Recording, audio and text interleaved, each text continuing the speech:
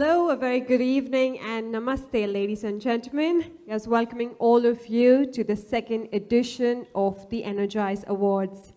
The Energize Awards have been instituted to recognize and reward organizations who have displayed excellence and innovation in their areas of operations, be it power generation, transmission and distribution, or EPC in the power sector.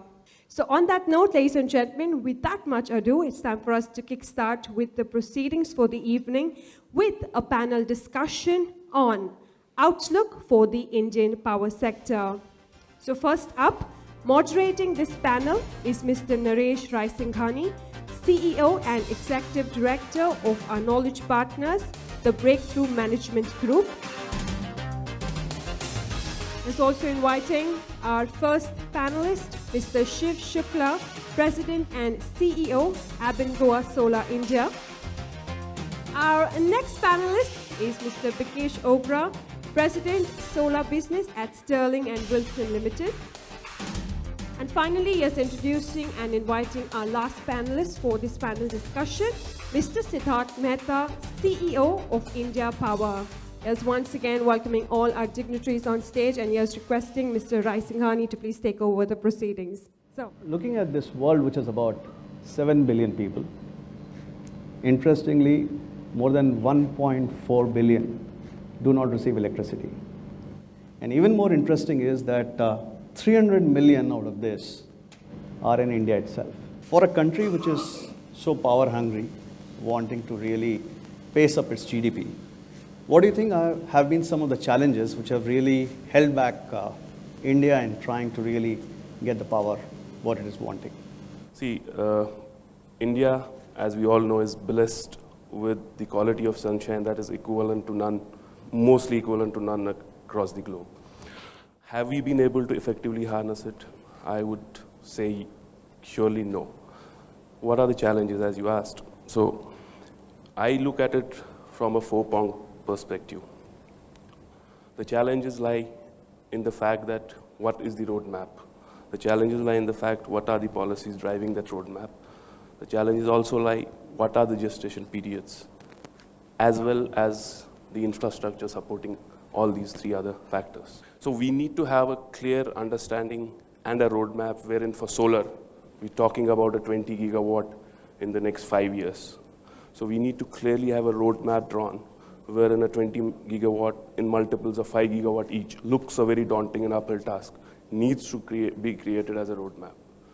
Now, how do policies support this? And until unless you have sustainable policies to support this roadmap, I don't think 20 gigawatt is an easy task.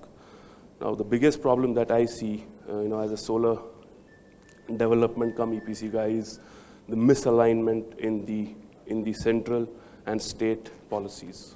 We also have a policy difference in terms of understanding in each state if we want to go for an open access, if we want to go for a cross-subsidy reduction. So these are all complications which we feel have to be mitigated, addressed. And last but not the least, and if you all have all of these three factors in place, is the fact that how sturdy and resilient and robust is your grid, which unfortunately, we are having a very, very archaic grid in place today. Land acquisition is another major challenge, and now with the recent, land acquisition bill, it's become all the more problematic.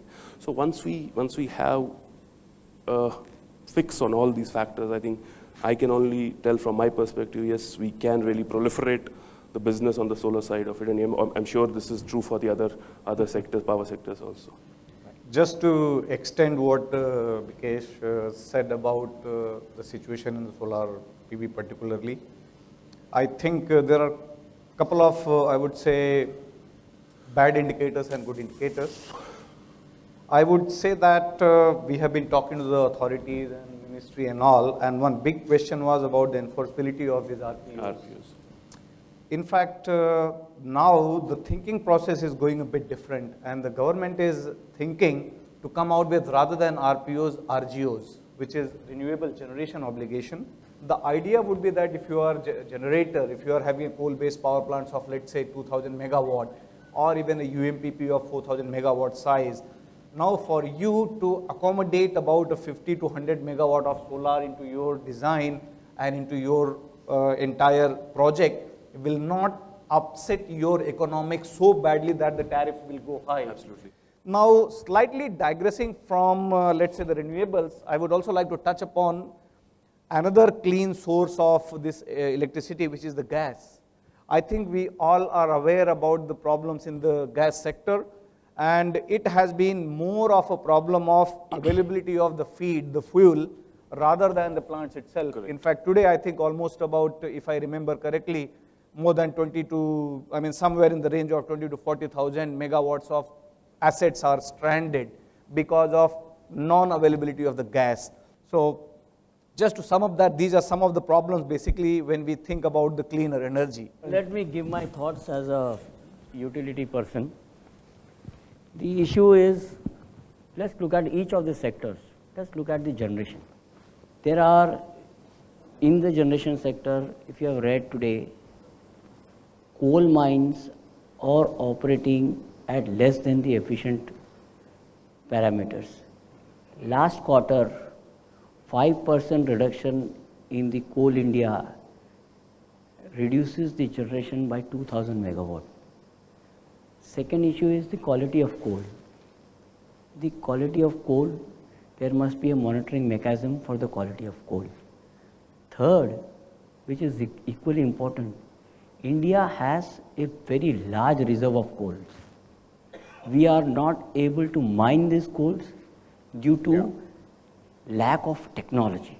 Therefore, we need to bring in quick technologies in order to mine this coal. Our reserves are far better than even Indonesia.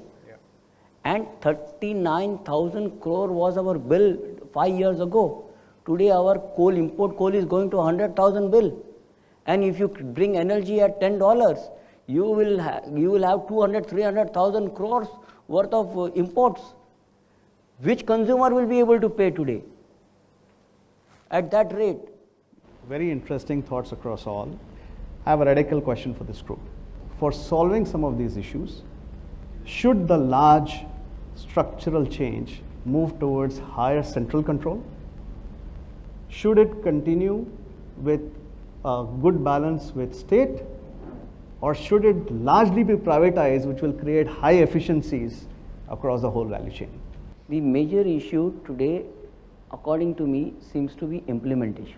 Bringing in the right people and the right expertise and utilizing this right expertise across the private sector and the public sector, utilizing the funds which are available and bringing in the additional capex which is required, then improving the sector together would be a way forward.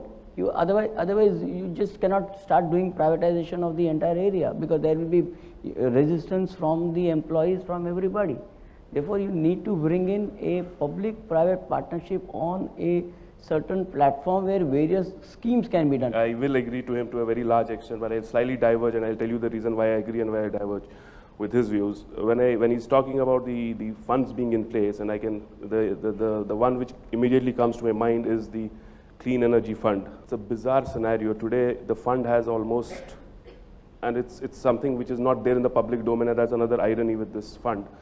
They say that it has, some people say it's got 40,000 crores, and some people say it's 16,000 crores. Now that's unutilized money from past 3 years. Unbelievable. Means it's so, and the actual intent of the fund is to create a research and development, create innovation, adopt cleaner technologies. And unfortunately, what it is being used as is being given to understand it becomes a bridge between the projects which are regular run-of-the-mill projects and which have a budget overshoot. It acts as a bridge rather than the actual intent of creating those research and development pilot projects. Now, this is the irony where we face, wherein you have funds and you're not able to effectively implement, and execute those funds. We have places wherein people are wanting to come in with investments. They are wanting to pump in money. But because of the haze and mist that surrounds various policies, and I'm not wanting to mention any specific state or the center, the ambiguities lying with the policies, creates a lot of deterrence, in those investors. I think the issue again comes back, if we analyze it, why economically, why these projects are not happening. I mean, the situation today is that the prices or the tariffs, when they are bid out, it's really very, very aggressive bidding. People the companies will cut throat of each other and bid a very low price. And they may not be able to build the, the capacities at that price. Why is this happening? This is basically like what we are doing is we are not willing to pay the price which it needs to be paid, We don't want to pay a higher price. If we don't want to pay a higher price, how do we expect that somebody will invest his money into all this? Why will somebody come up? Why will he not invest the money into some, let's say, refinery or some other energy resource or high tech like pharmaceuticals?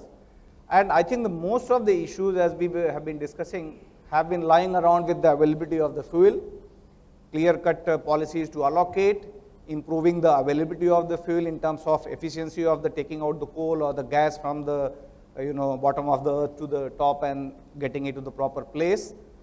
And what will happen, what we need is that investments to happen in all these, we need to be ready to pay a price.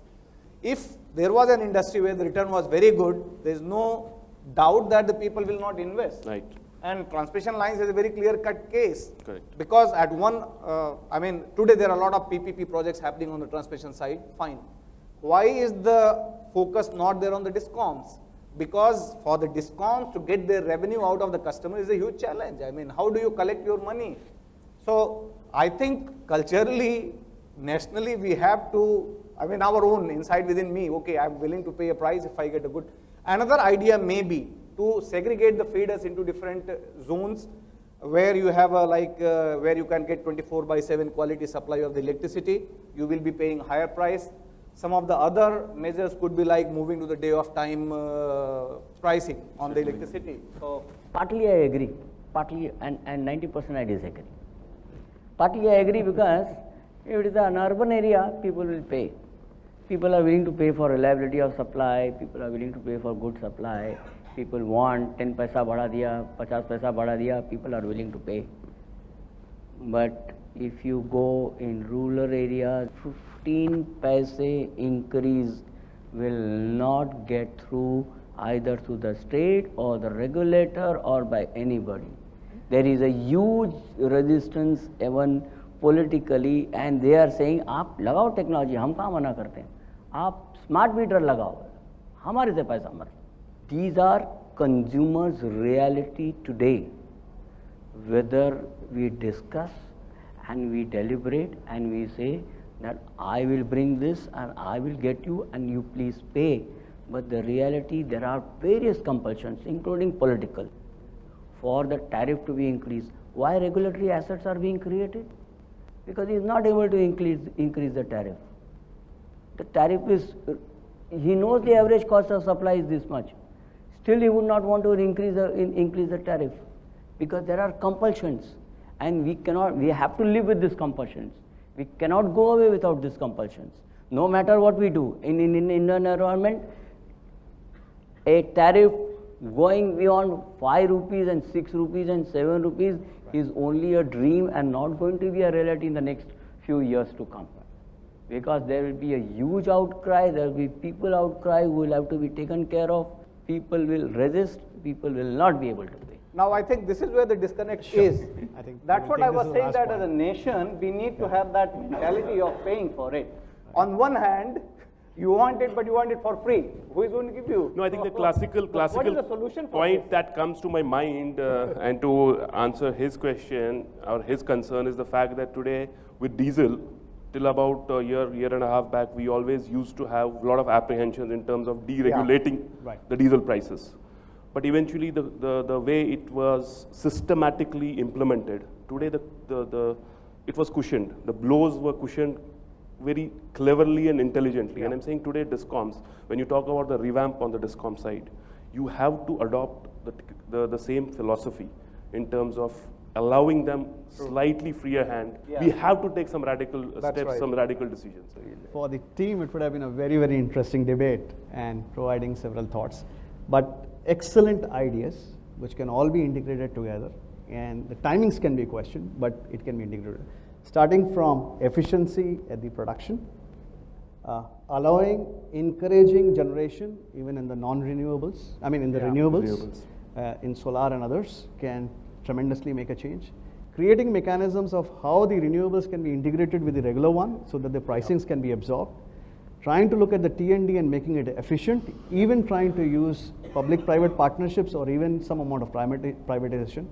And the most interesting part, which created a very interesting debate, is to really move towards the free economy and say, pay money for what you're consuming. Yeah. We won't make it inefficient, we will make it efficient, but there is a price to pay so that we can also live and do something about Exactly. it, right? So thank you very, very Thanks a much, lot. gentlemen. I hope all of you have enjoyed the session. Thank you. Thank you.